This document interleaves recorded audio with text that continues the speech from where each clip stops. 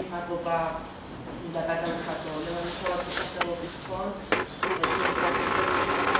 სლოვაკ ექსპერტს მარტო შტეფანს იმ გაწეული სამუშაოსთვის, რაც მან გასწია ამ პროექტის ფარგლებში. ვფიქრობ, რომ რამდენი დღე იქნება კიდევ ერთი საშუალება იმისთვის, რომ გავცვალოთ ჩვენი გამოცდილება, გავცვალოთ მოსაზრებები ისეთი მნიშვნელოვანი საკითხის გარშემო, რასაც ენერგოეფექტურობა ჰქვია.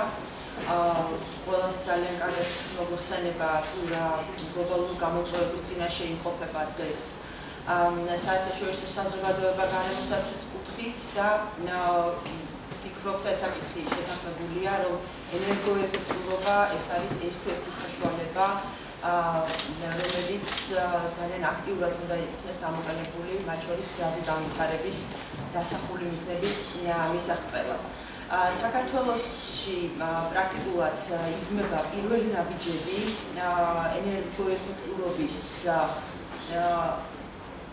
ასე ვთქვათ, უფრო ღრმა და ყოვლის მომცველი საფუძვლების შექმნის თვალსაზრისით, მწვანე ეკონომიკა, მწვანე განვითარება ჩვენი სამინისტროს და მთავრობის ერთ-ერთი პრიორიტეტია, რასაც ყურადღება უფრო მეტად და მეტად მიექცევა მომდევნო წლების განმავლობაში. გარემოსდაცვის სამინისტრო თავისი საჯარო სამართლის იურიდიული პირების განსაკუთრებით ეროვნული სადღეო სააგენტოს მეშვეობით აქტიურად არის ჩართული სწორედ ენერგოეფექტურობის საფუძვლების შექმნაში. ამასთანავე ხაზგასმელია ისიც, რომ იგივე ასოცირების ხელშეკრულების ვალდებულება და სხვა საერთაშორისო სამართლებრივი ვალდებულებები, რაც საქართველოს აქვს, კიდევ უფრო მეტ ვიწყს აძლევს ჩვენ ქვეყანას, რომ განვითარების ახალ ეტაპზე გადავიდეს განვითარების მიზნების მისაღწევად და თუნდაც ის ფაქტი, რომ გასული წლის ბოლოს საქართველო გახდა ხელმომწერი პარიზის ხელშეკრულების, რომელიც მომავალ 15 წლის განმავლობაში პრაქტიკულად დაიცეს პლატფორმად ენერგოეფექტურობის საფუძვლების გაძლიერებისთვის, არის კიდევ ერთი ნათელი მაგალითი იმისა, თუ რაოდენ მნიშვნელოვანია ენერგოეფექტურობის საკითხი მსოფლიო და მათ შორის საქართველოს განვითარებისთვის, როგორც საერთაშორისო, ასევე რეგიონალური მასშტაბით. ბიომასის გამოყენება, ვფიქრობ, არის ერთ-ერთი უნიკალური საშუალება საქართველოსთვის, როცა ძალიან დიდია დაგირთვა ჩვენი ტყის რესურსზე, რომელიც არ იძლევა იმის საშუალებას, რომ წმინდა სამეწარმეო მიზნებისთვის იქნეს ეს ტყე გამოყენებული.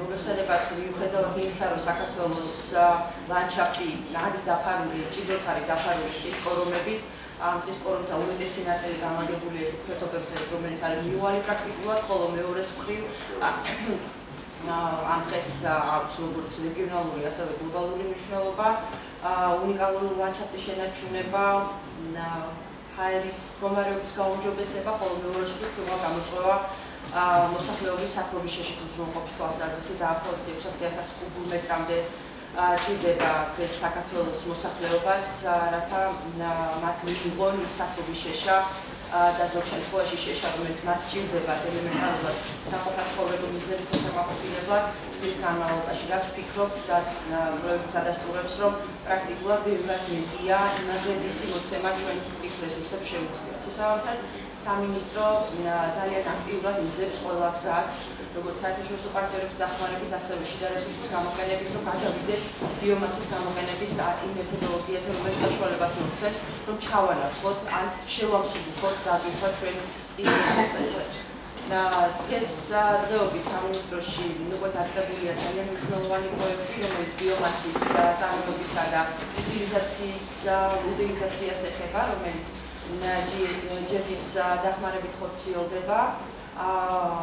პროექტი მიმდინარეობს შიდაქართში და ახმეტაში და მიზნად ისახავს ასე ვთქვათ, ტყის მეორადი მასალის გამოყენებას, ბრიგადების გამოყენებას, საქმრობის შეშიფრვის უზრუნველყოფის ჩარაცვლების მიზნით, რაც თავის მხრივ, გარდა იმისა, რომ ენერგოეფექტური პროექტია, ხელშეუწყობს, ვფიქრობ, ძალიან მეტად შეუწყობს თვითონ ტყის სანიტარული მდგომარეობის გაუმჯობესებას, მწვანე ნარჩენის შემცირებას და ვფიქრობ, რომ ამგვარი პროექტები შემდგომში დამოკიდებული იქნება არა მხოლოდ საერთაშორისო ინსტიტუტების დახმარებაზე, არამედ უკვე ქვეყნის სახელმწიფოს მიერ თვითონ იქნება განხორციელებული. ასევე საქართველოს აპლიკაცია შეიტანა ერთადერთი მნიშვნელოვანი პროექტზე, რომელიც ნამას ვებპორტალზე არის განთავსებული, რომელიც მიზნად ისახავს საომავლოდ მისი წარმატების განხორციელების შემთხვევაში დაახლოებით 11,500 კომუნის უზრუნველყოფას ბიომასით დაახლოებით 6 დასახლებულ კუჭი მხოლოდ საქართველოში.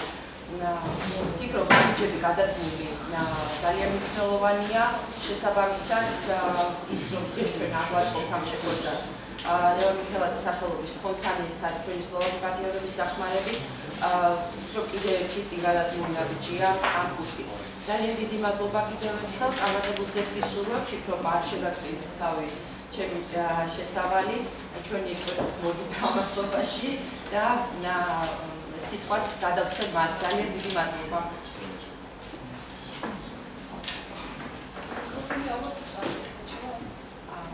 ისე არის. არა, ისეც არის მიკროფონი. ისე თარგმნისთვის არის ხოლმე. ხო, და სინქრონიზებული არა. მოგონი საჭიროებად შესაძლოა. კი.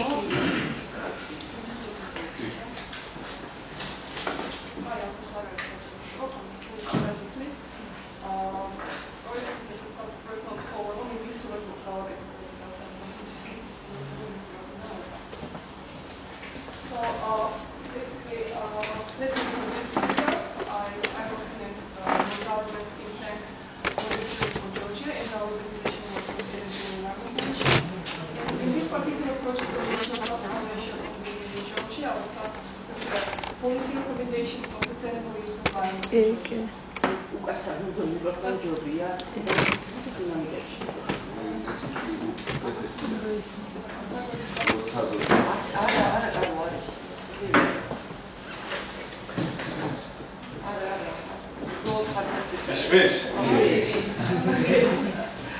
So, just before I start discussion of the recommendations that I prepared, I would like to make a short overview of the existing situation in biomass sector and to just briefly discuss all the existing problems.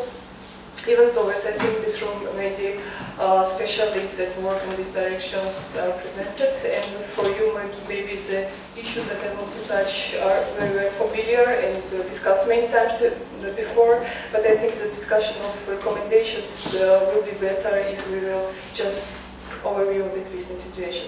So in my presentation, during development of these recommendations, I used all available studies that are conducted by local different organizations, and there are plenty of them. So let me start with some statistics on biomass consumption in Georgia. On this graph, you can see the consumption side of national energy balance. This is the latest information for 2014. And as you can see, the share of biomass in total final energy consumption is almost 12%. The main consumers of biomass in Georgia are three sectors. This is industry, and in industry it's mainly used in food industry, also commercial and residential sectors. But the main consumer is residential sector because more than 90% of total consumption of biomass is consumed by the residential sector. And in the residential sector itself, biomass plays a major role in satisfying energy demand of households. And the share of biomass consumption in total energy consumed by the residential sector is 38% according to the latest data. So almost 40% of energy needs in the residential sector is satisfied by biomass. And on the right-hand side, you can see another graph, which is basically results of one of the recent surveys conducted in Georgia. And according to the survey, you can see that 95% of rural households use biomass for heating, and 25% of urban households also use biomass for heating. Overall in Georgia, this is 56% according to this survey. So basically, each second household in Georgia uses biomass for heating. The reason of such high share of biomass consumption is basically there is limited alternative, so limited other options for heating. In some regions, there is not really much options for other energy sources for heating, but in those regions when there is, for example, natural gas, when those villages that are gasified, many people there still prefer to use biomass for heating. And there are several reasons why heating with natural gas is found to be still more expensive than heating with biomass. First, switching to heating with natural gas is associated with other additional expenses, such as fixed fee for connection to the grid, which is to be paid by the household in order to get access to the grid. Another is investment in heating technology, because natural gas cannot be combusted just in a wood stove. It requires additional technology, a gas heating stove, and also additional expenses associated with installation of this technology. And of course, energy prices also affect the decision of households when they choose which energy sources to use for heating. And as for tariffs for natural gas, they differ much across regions. And also that the residential sector is partially deregulated. What does it mean? It means that new customers, and new customers are those who are connected to the grid after 2011, they're basically deregulated, and the National Energy and Water Regulation Commission, GENER, doesn't set tariffs for them. So that's why the tariffs differ very much across the regions. And these deregulated customers are unprotected from the possible price increase in future. This is again another statistics. On this graph, I put two official numbers. The green one basically indicates the number of issued licenses for woodcut. Basically, National Forest Agency, who is a state agency and who is in charge on forest resources management, each year issues licenses for residential sector to obtain the wood. And there is limit for ordinary household is 7 cubic meters per household, and for those who live in high mountain regions it's 15, as far as I know. And basically, number of licenses varies from year to year. I took average number is to be 600,000, but people from National Forest Agency can correct me if I'm wrong, because I don't know what was exactly the number of licenses, but I assume it's around this number. And the red one basically indicates the actual consumption of biomass, which the number I found in National Energy Balance, which is official source of statistics. So you can see that the difference between number of issued licenses and actual consumption is really dramatic. And this implies that we have illegal woodcut of a quite large scale in Georgia. And because of this illegal cut, forests are degrading really rapidly, and it's not only environmental problems that are associated with deforestation, but also there is a high risk of energy poverty in short term if the consumption pattern will stay unchanged. Because reduced wood resources, it means that less wood resources will be available for households, and they may face problems of satisfying their basic needs for heating. Because in some regions there is no really much other options for heating, and in those regions where there is, for example, natural gas, not all people can afford heating with natural gas. And there was one interesting study conducted by CEN, Caucasus Environmental Network, which tried, in their study, they tried to estimate what is the sustainable consumption of biomass, and they calculated that it is approximately 200,000 cubic meters, which is even below the official, the numbers that official is licensing. So what are the main problems in the sectors that lead to such high demand for the biomass? For one hand side, we have inefficient behavior. So according to the latest survey, in the survey people were asked when the wood was cut, the wood that they used for heating, and 46% of respondents reported that they use the wood that was cut 6 weeks before the consumption.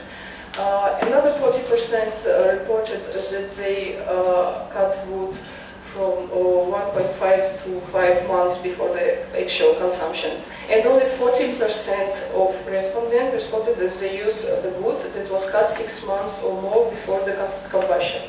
And on this table, I just made a comparison how energy content, heating value of wood differs together with moisture content. So the freshest, so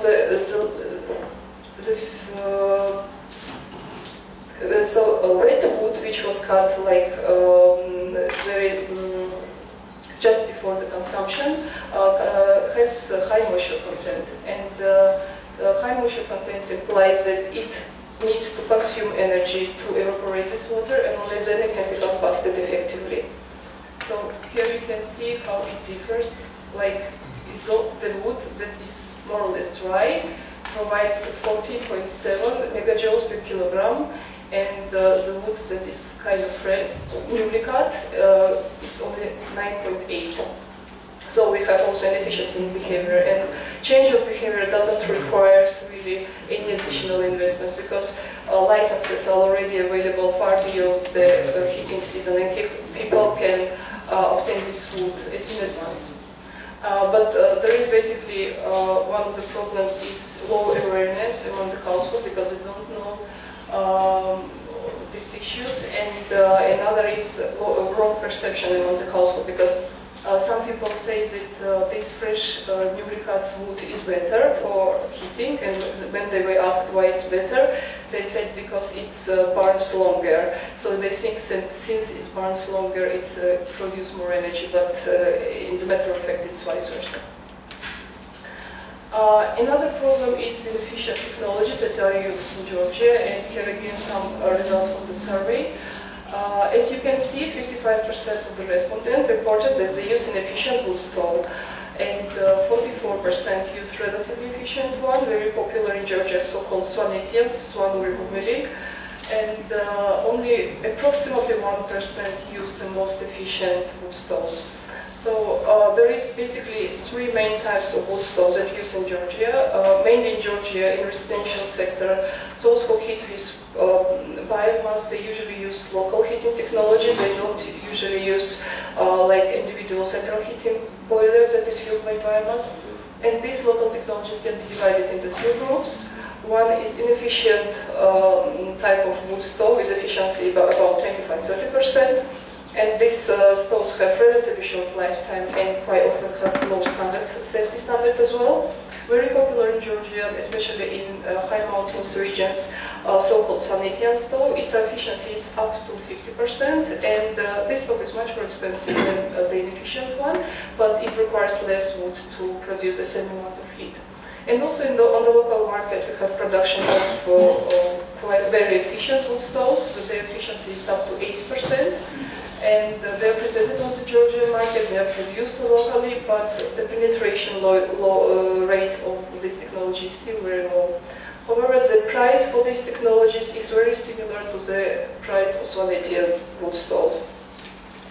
And here I would like also to mention that now we don't have standardization and certification, that's why this efficiencies is quite approximate. There was some USAID funded project that tested different wood stoves and gives them kind of certificates, but we don't have obligatory scheme for standardization and certification of wood technologies in Georgia. Another issue that affects consumption of biomass, and it's not only about biomass but in energy in general, it's poor insulation of houses, of residential houses. This is the result of survey conducted by Winrock, and as you can see, in urban regions, there are similar numbers basically in urban and rural regions. Across Georgia, 85% doesn't have insulation in the attic, and 97% doesn't have insulation in the walls. So, vast majority of buildings in Georgia are poorly insulated, and poor insulation basically implies that there are high heat losses and more energy is needed to heat the apartment. But If it is expected that the accessibility of wood will continue to slowly diminish because there is high rate of consumption of firewood, it can lead to further forest degradation and energy shortage in the nearest year. But we cannot just prohibit and eliminate illegal wood cutting just overnight. It requires gradual process. And we cannot just restrict people to consume wood without providing them some alternative sources for heating. And one of these alternative sources can be use of wood residue, which we have and which is not properly used up to now. There are several sources where wood residue can be obtained, and this is basically results of the study that was conducted by our organization. So one of the sources for wood residue is basically the wood waste that is left in the forest after the wood cutting. This is both the wood waste that is left after commercial cutting and the wood waste that is left after residential cutting. Another source for wood residues that can be used is wood residue accumulated in sawmills. And our study shows that wood waste biomass left in sawmills during the 2013-2014 years period is about 53,000 cubic meters. And this can be also used, it can be processed into energy efficient biomass fuel like chips, briquettes, pellets. Another source of biomass waste is early and mid-10 zinc, which should be conducted in forests, and the wood residues that can be obtained from this process can be distributed then to local population to partially substitute the consumption of firewood. Another source is measures to support natural regeneration, because there is significant problem for natural regeneration in forests is high distribution of rhododendron bushes, and by around estimation of at each hectare about 10-15 cubic meters of these bushes are accumulated. And by the way, these species have very high heating value, so they can be effectively used for consumption to satisfy heating demands as well. Another source of biomass residue is hazelnut shells. Approximately 50,000–60,000 tons of hazelnut is produced in Georgia, and it has high concentration in Zugidi, about 80% of hazelnut is produced there. From 40 to 50% of total hazelnut amount is basically residues that can be then used for heating. And by the way, local population is actively using this source for heating in Bustos. So I will try just to illustrate all these issues in one scheme, just to show that this sustainable use of biomass requires a really system approach where we can address different components. Like as a result of large-scale sustainable consumption, we have deforestation and deficit of water resources in a number of regions. This is already a deficit, and it will increase, and it may increase in the future.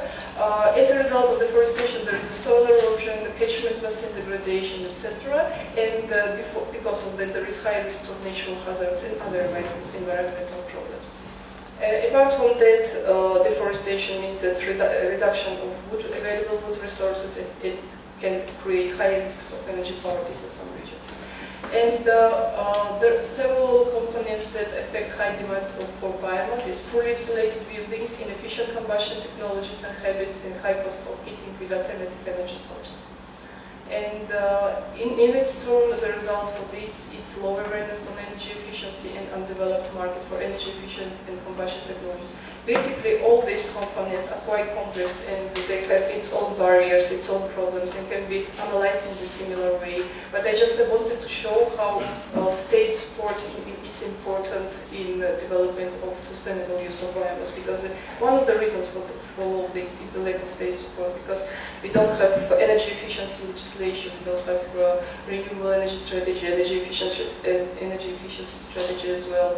And as far as I know, Ministry of Environment is going to start development of biomass strategy, which is really very important in this regard, because biomass strategy is a good tool to address all these issues systematically, to have a complex approach, and to set government priorities and develop the programs that will address all this.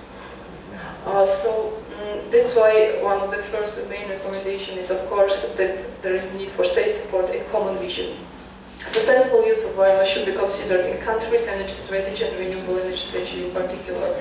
And now Ministry of Energy is in the process of development of the first national energy strategy. And I don't know whether the Ministry of Environment is involved in this process, but for any means biomass should be properly considered in the country's energy strategy, because it's second largest domestic renewable energy resource after the hydro resources. And here I want to emphasize two words: this is domestic resource and this is renewable. So that's why it's for sure should be the energy strategy, and in the renewable energy strategy that I hope we will have in the future. And of course there is need for biomass strategy separately that will set priorities and measures for efficient utilization of this domestic renewable energy resource. And here it's important that in the process of biomass strategy development, different stakeholders are involved. Not only the Ministry of Environment, which of course should be the leader and should be the main stakeholder and beneficiary of this document, but also Ministry of Energy should be involved to properly consider biomass consumption for energy purposes, to consider energy efficiency issues, and also I think that Ministry of Finance should be also involved to estimate how many financial resources will be needed to implement the programs and measures that will be stated in the strategy, so that these programs will be feasible and have chances to be implemented. And it's recommended the biomass strategy is followed by a biomass action plan, where all these measures will be listed in detail, including approximate amount of financial resources required for the implementation of these measures, as well as responsibility body. So the state agency or any other organization should be responsible for implementation of each particular measure. This action plan is also a good monitoring tool to monitor how well the implementation process is carried out. And for example, in strategies of other countries, in biomass strategies of other countries, they usually state approximately how much financial resources is needed to implement different measures, and also they indicate the sources of financing. So it doesn't mean that all the financing should come from the government. International climate funds and the donor organizations will be happy to also participate and to finance different measures, and also biomass strategy will help donors so the efforts are more coordinated and their projects will be more coordinated. And of course, illegal and controlled wood cutting should be also addressed. And my recommendation is that annual sustainability amount of wood that can be annually sustainably cut should be somehow estimated. And of course, it's hardly possible that overnight we just can switch to sustainable consumption, but at least it can be set as a target for a long-term strategy of biomass consumption. And there is no need for proper disposal and improved management of forestry waste that can be very effectively used for satisfying heating demands by households that can reduce pressure that we have on the forest.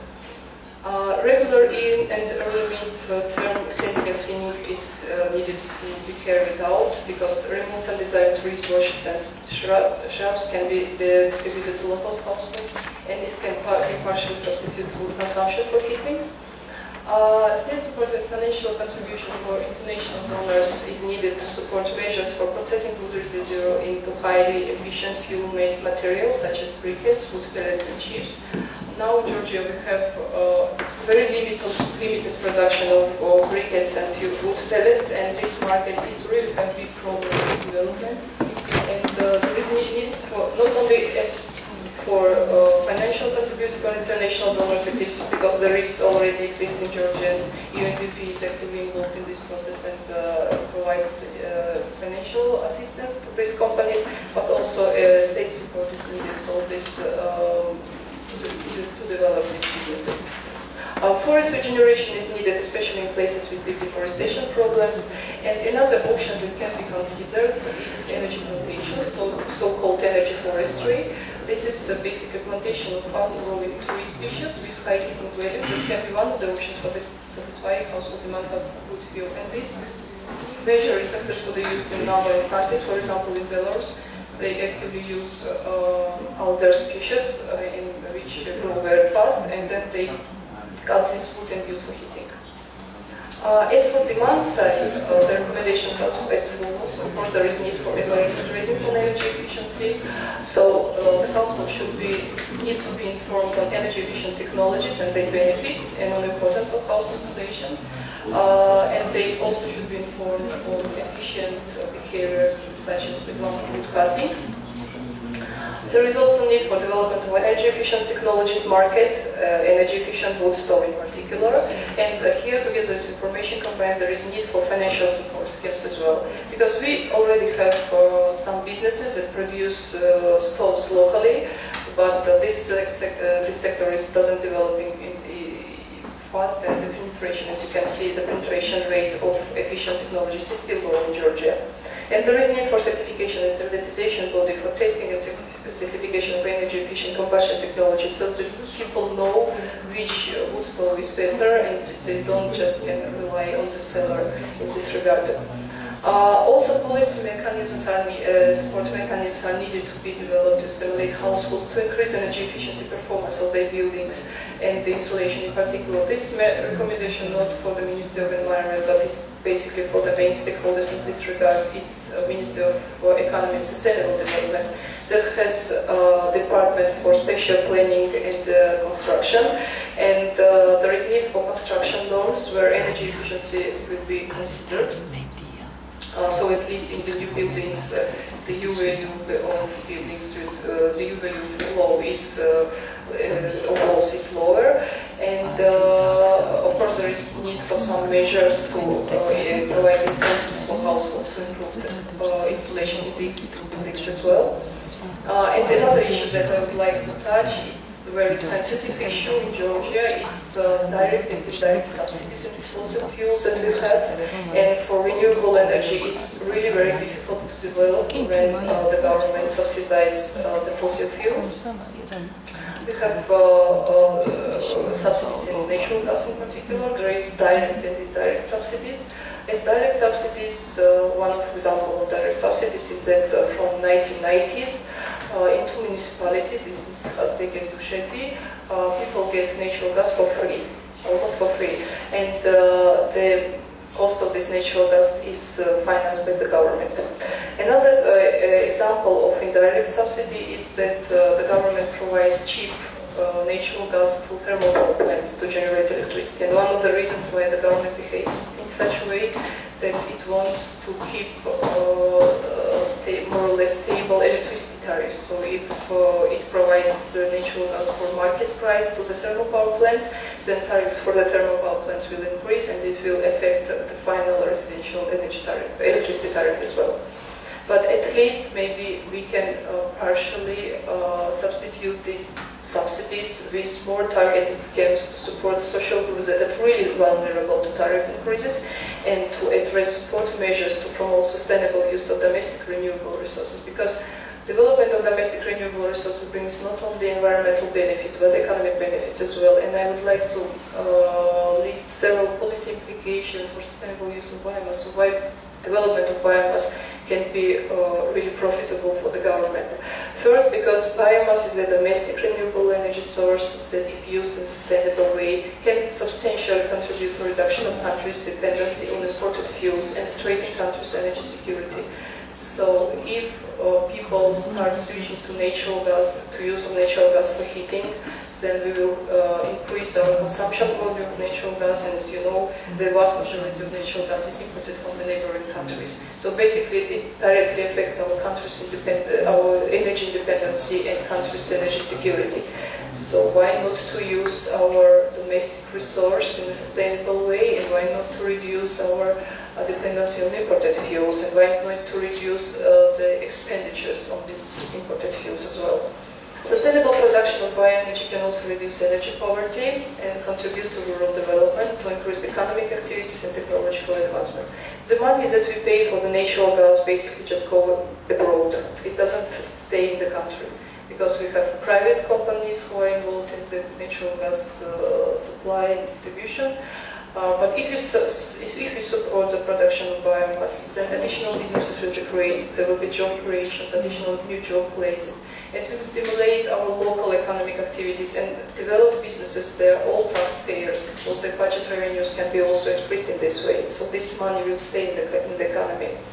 And biomass can also play an important role in implementation of directive on promotion of renewable energy sources used in Georgia, and in achieving renewable energy targets that Georgia will have to set.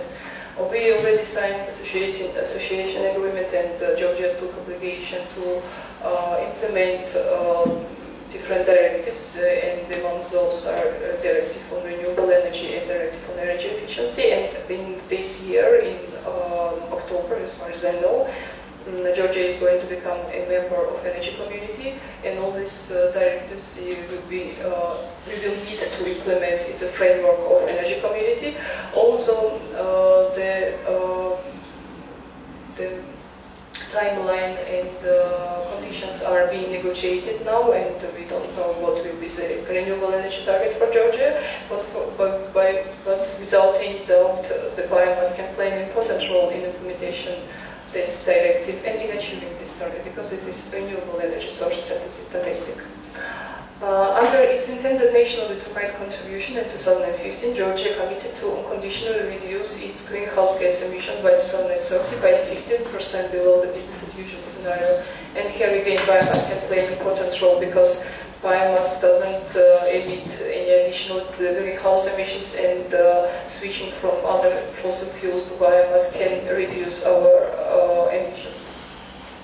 And of course, development of biomass sector will create local businesses, as already mentioned, create new jobs, increase budget revenues, reduce dependency on fossil fuels, and contribute to CO2 emissions reduction in Georgia.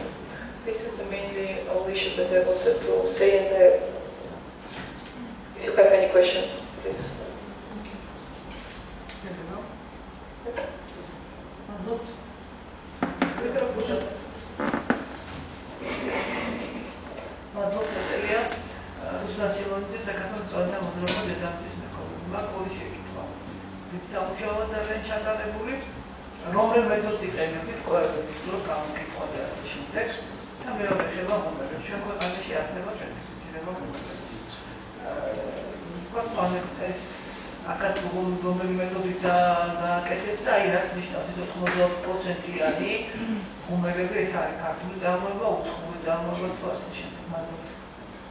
So I will reply in English, probably, yes, for in Georgia.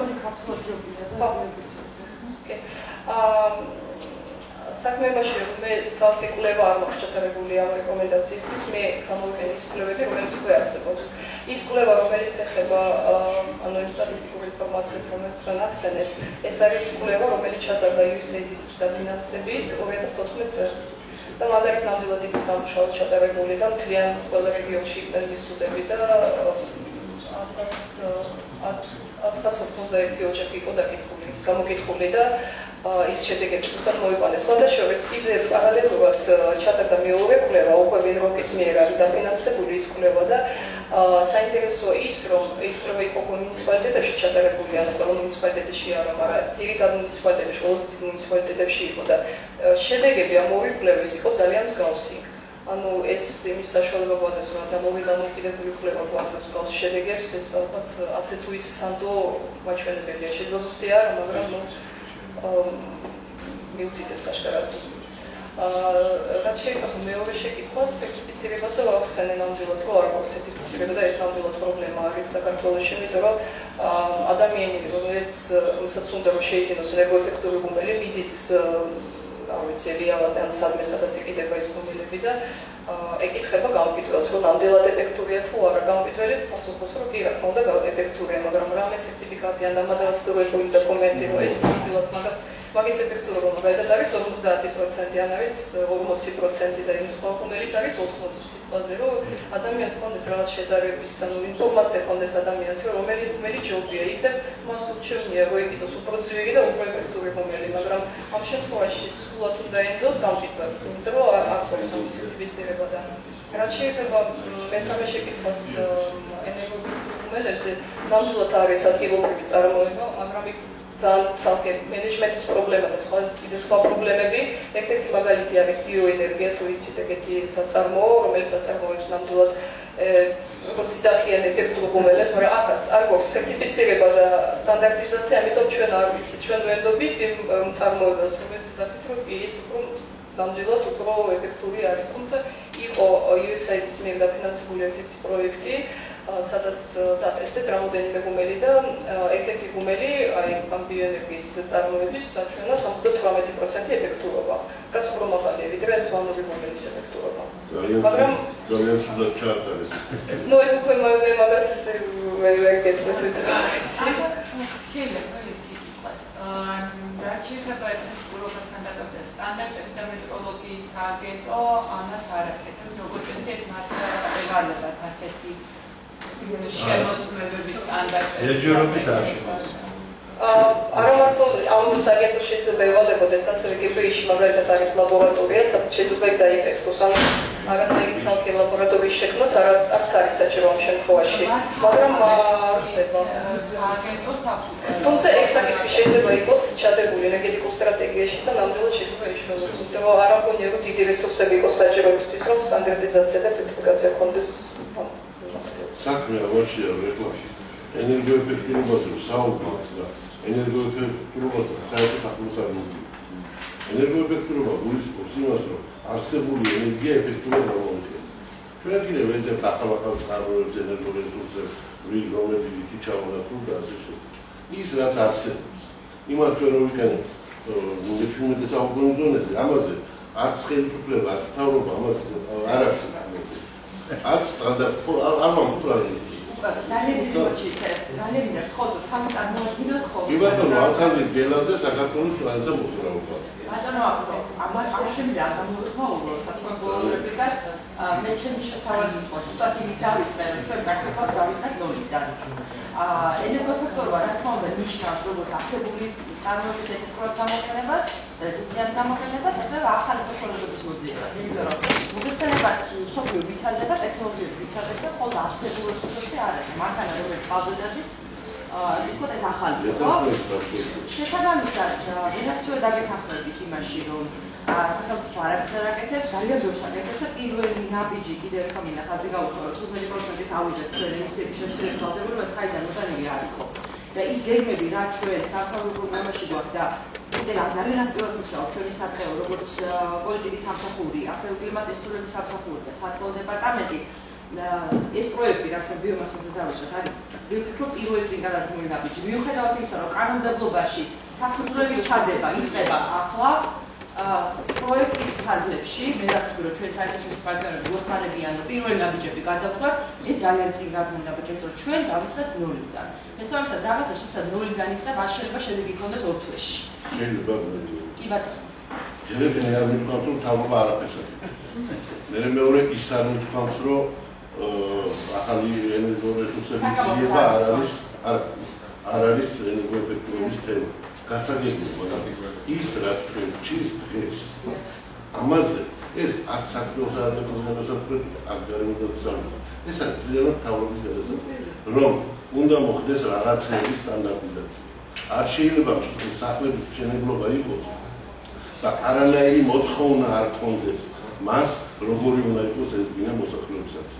არ შეიძლება არსებობდეს ყველა სახლში ღუმელი იწარმოებოდეს და მას არ ქონდეს მოთხოვნა, რომ ინდა თუ არა ასე ის კი არა სერტიფიცირება.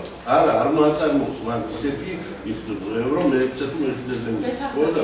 არ უნდა ამას არ აკეთებს ყველა კონტროლი. თავობა არაფერს აკეთებს, მე არ სტერილო აქტიური მხარდამჭერი ვარ. არა, არ არის მხარდაჭერი, მე ვარ მხარდაჭერი გარემოდაცვის საკითხების და ენერგოეფექტურობის. არა, ენერგოეფექტურობა არის სახელმწიფო თემა. უნებრივია. რომელზეც არის აღიარება. უნებრივია და კი ეს წუთი ბოდიში ეს მარიკა სანამ მარიკას უნდა გასწროს კაცსა, მაგრამ ეს ვიტყო კიდე. ის სტრატეგიები, რასაც სტრატეგიები როცა წერება, სტრატეგიებს ამტკიცებს თავი, უნებრივია. შესაბამისად, ეს არ არის მარტო ის, რომ გარემოსდაცვის სამინისტრომ წიდან ამოხშიროს მწვანე არჩევნები. ეს არის ერთიანი პოლიტიკის ნაწილი და ნაბიჯები იქნება პირველი არა საწყო სააგენტო, ამას მარტო ვერ გააკეთებს. საწყო სააგენტო არა, უნებრივია, ეს ძალიან ისეთ თემაა. ენერგეტიკის სამინისტრო, ეკონომიკის სამინისტრო ერთობლივად ხდება ამ საკითხების დაწვრთნა. იგივე იმ საერთაშორისო ვალდებულებას მარტო საზღვრის საკითხს არ შეუძლია. დიდი მადლობა, პირველში გაწყვეტილება დიდი მადლობა ხელმძღვანელობის ორგანიზებისთვის, იმიტომ რომ ეს თემა ჩვენთვისაც ძალიან აქტუალურია. ბიომასის გლუკოზის ენერგეტიკის საშუალება ძალიან მნიშვნელოვანია და სამწუხაროდ დღეს ჩვენ კიდევ გვაქვს უშუქო სოფლების თემა გადასაწყვეტა. ჩვენ ერთ-ერთ ღონისძიებას განიხილება ზუსტად ენერგეტიკის გამოყენება და ჩვენ ამის პრაქტიკა უბრალოდ და USAID-ის პროექტმა ჩვენ გვაჩვენა საკმაოდ მაღალი პარტიციპაციის კოეფიციენტი აქვს შეგვიძლია უბრალოდ ჩვენი ასე ვთქვათ ბიომასის შეშლის და ასე შემდეგ დასწრება. ეხლა მე ცოტა თემას უკან დავუბრუნდები, იმიტომ რომ რატომ ამთავრდით თქვენ საუბრობთ ეფექტურობას და გითხრათ ძალიან მნიშვნელოვანი კომპონენტია რომ თავის გადასაწყვეტება, მაგრამ მე მინდა რომ ერთი პატარა ინფორმაცია მოგაწოდოთ ზუსტად იმ მშენებლობებზე, რომელზეც ძალიან ხშირად არის კრიტიკა და ასე შემდეგ. ენერგეტიკის სამინისტრო უკვე მივიდა ფინალამდე, დაამთავრა ენერგოეფექტურობის სამოქმედო გეგმა. ეხლა საბოლოო ღონისძიებებზე გვაქვს შეთანხმებული, ჩვენ აუცილებლად მოგიწევთ სულ ყველას, როგორც სამთავრობო, ასევე არასამთავრობო ორგანიზაციებს და მოგესმენთ თუ რა არის გაწერილი, მინდა გითხრათ, რომ ეს ეფექტურობის ღონისძიებები გათვლილი არის ზუსტად ახალი დირექტივის მიხედვით და უკვე ქალბატონმა ნატალიამაც ისაუბრა და ძალიან კარგად იცოდა და აღარ მოგაწევთ ამ ასოცირების ხელშეკრულების ფარგლებში ჩვენი ვალდებულება გვაქვს და აგრეთვე ენერგეტიკულ გაერთიანებაში ჩვენ სექტორამდე უნდა გავხდეთ წევრები, რაც იმას ნიშნავს, რომ ეს ღონისძიებები გვაქვს გასაკმარისებელი.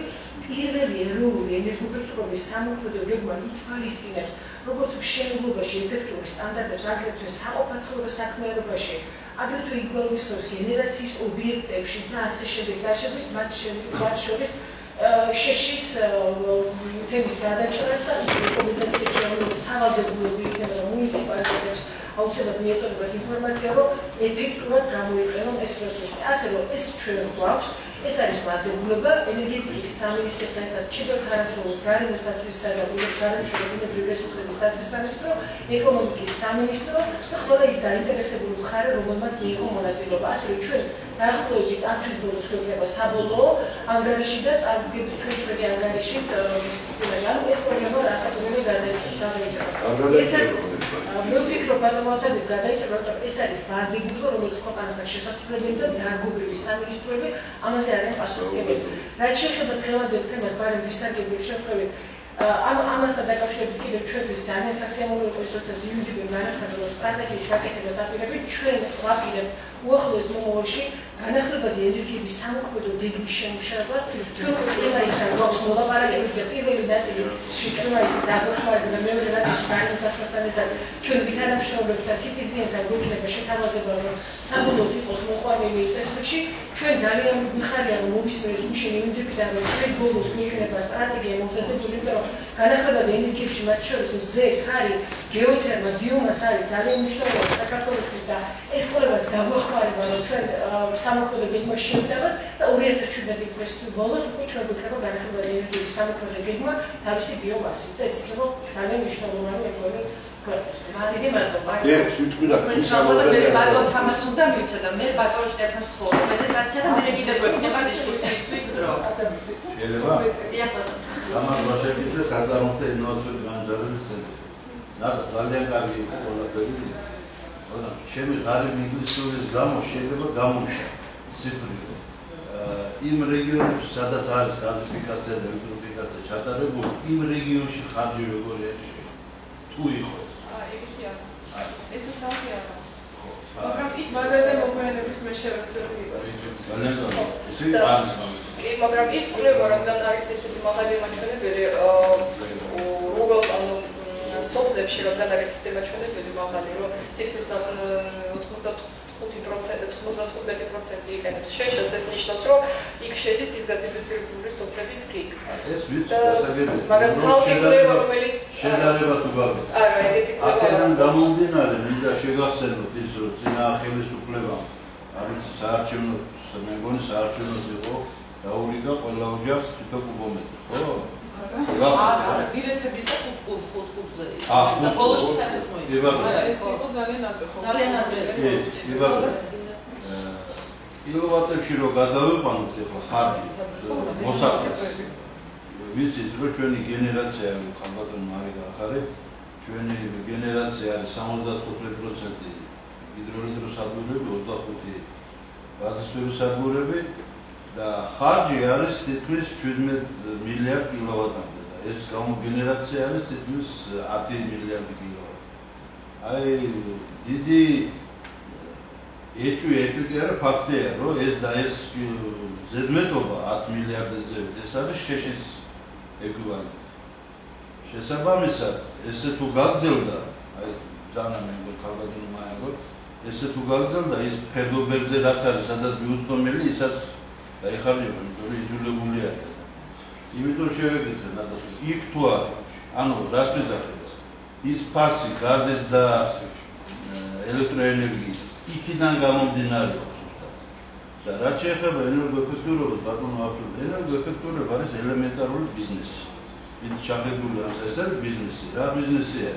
როდესაც ჩვენ გვინდა ენერგოეფექტურობის რაღაცა ნაბიჯი 100 ლარის ეკონომია გავაკეთოთ, ჩვენი მინიმუმ 500 ლარი უნდა დავყავოთ. ერთადერთი რაც შველის მაგისტრალას ნაკლები დაეხარჯოს, ეს არის მინიმალური პროცენტი 14%, როდესაც არის ლაპარაკი ეს გარღვევითი რაღაც ინოვაციურ ტექნოლოგიას. მადლობა. ქალტონაციას რომელიც ხატოს აგენტოს უფროს მოადგილეა, სურს კომენტარს. ხო, აი ციფრი ხო თუ არის. ამერიკატო სტეფანე. მადლობა პრეზენტაციისთვის.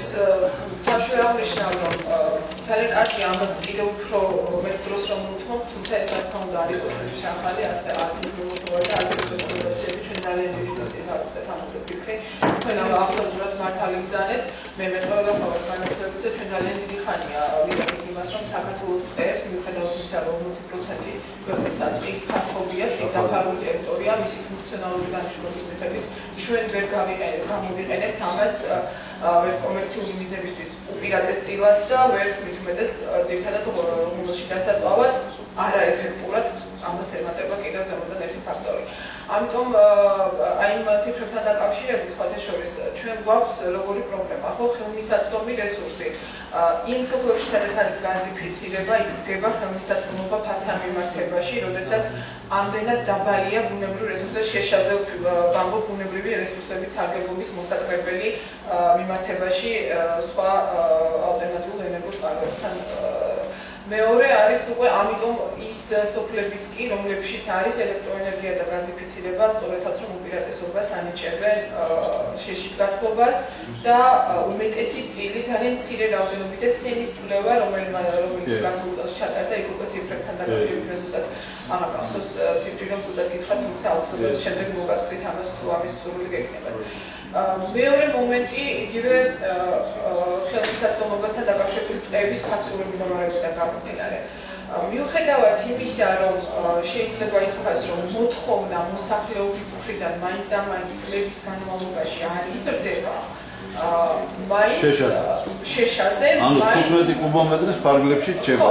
5 კუბომეტრი წლიურ ყოველ შემთხვევაში ჩვენი ტყეების ფიზიკური მდგომარეობიდან გამომდინარე არ შეგვიძლია გამოვყოთ 600-700 კუბომეტრზე მეტი წელიწადში. ესეც არის დაუზუსტებელი ციფრი, მე არ მინდა გადავკვირთოთ მეტყეული ტერმინებით ან რომ შევიდე სფეროს დეტალებში, როდესაც ჩვენ გვექნება სრული ინვენტარიზაცია ქვეყნის ტყეების გვეცოდინება საშუალო წყლური შემატება ჩვენ ტყეებს, ანუ რამდენი შეუძლია და რამდენი შეიძლება დახარჯება. მოქცეს, შემდეგ შეიძლება ვარაუდობთ, რომ ეს ციფრი არ შემცირდეს, არ მოემატოს, მაგრამ უფრო მეტი ალბათობით ეს ციფრი. ეს შემცირდება, რა თქმა უნდა. შესაბამისად, ზუსტად ჩვენ ეს სტრატეგია ძალიან დაგეხმარება იმ მიმართებაში, თქვენ ძალიან სწორად ვცადეთ, რომ ჩვენ კიდევ ერთი ნაბიჯი